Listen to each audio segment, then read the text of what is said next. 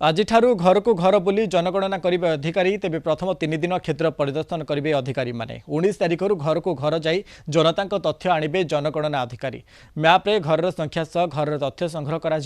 portal किंबा mobile आप माध्यम 33 प्रश्नर उत्तर दे तथ्य ग्रहण करेंगे अधिकारी माने घर घर बुली जनगणना करेंगे 90,200 अधिकारी 15,140 सुपरभाइजर नियुक्त थिबा जनसंख्या निर्देशालय सूचना मिली प्रति जनगणना अधिकारी 800 लोकों तथ्य संग्रह करेंगे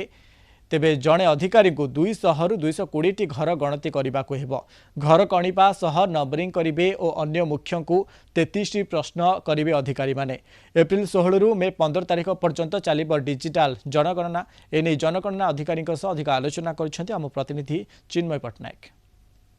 राज्य में जनगणना आरंभ हो सारी आम जमी जाचे 15 तारिख पर्यंत यह ऑनलाइन रे जनगणना जो मैंने आवेदन करुले से आवेदन करें एवं 18 तारिख तो यह डोर टू डोर भाव में जो जनगणना अधिकारी मैंने अच्छा डोर टू डोर जीवे और जनगणना करेंगे किसी अधिकारी आम सहित जोड़ी होती